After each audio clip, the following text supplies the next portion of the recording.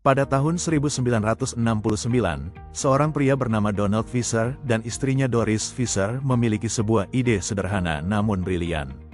Saat itu, Donald merasa kesulitan menemukan celana jeans yang pas dengan ukuran tubuhnya.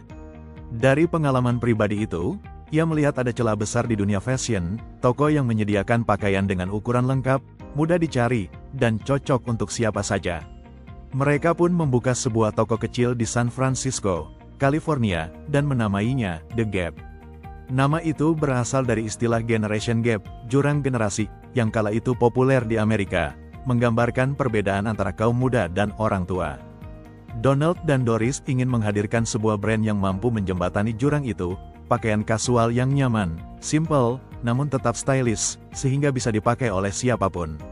Toko pertama Gap hanya menjual Levi's jeans dan piringan musik kaset. Namun, toko tersebut cepat sekali populer karena menyajikan pengalaman belanja yang praktis dan berbeda dari toko pakaian lainnya. Dari satu toko, Gap berkembang pesat menjadi jaringan retail besar, mulai memperkenalkan produk pakaian sendiri, hingga akhirnya dikenal sebagai ikon gaya hidup kasual Amerika. Gaya khas Gap sederhana, basic, clean, dan timeless. Kaos putih polos, hoodie sederhana, hingga jeans biru klasik menjadi ciri khas brand ini.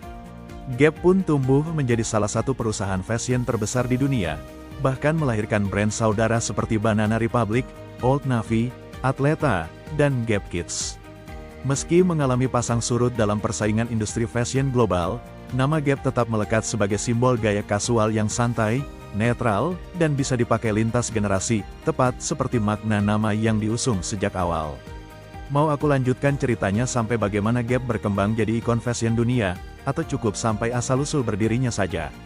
Anda bilang, lanjut. ChatGPT bilang, baik, aku lanjutkan kisah perkembangan Gap setelah berdiri. Seiring dengan kesuksesan toko pertamanya di San Francisco, Gap mulai membuka cabang baru di berbagai kota Amerika. Awalnya mereka tetap menjual Levi's, tapi tidak lama kemudian Donald dan Doris Fisher menyadari bahwa Gap perlu menciptakan identitas sendiri. Maka pada tahun 1973, Gap meluncurkan lini pakaian dengan label mereka sendiri. Strategi ini berhasil.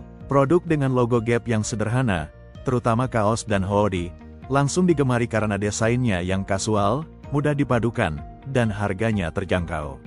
Logo kotak biru dengan tulisan Gap putih menjadi simbol gaya anak muda Amerika di era 80-an dan 90-an. Memasuki tahun 1980-an, Gap semakin agresif. Mereka tidak hanya menjual pakaian kasual, tapi juga meluncurkan brand lain. Banana Republic, untuk pakaian yang lebih premium dan elegan. Old Navy, dengan harga lebih terjangkau untuk pasar keluarga. Gap Kids dan Baby Gap, khusus untuk anak-anak.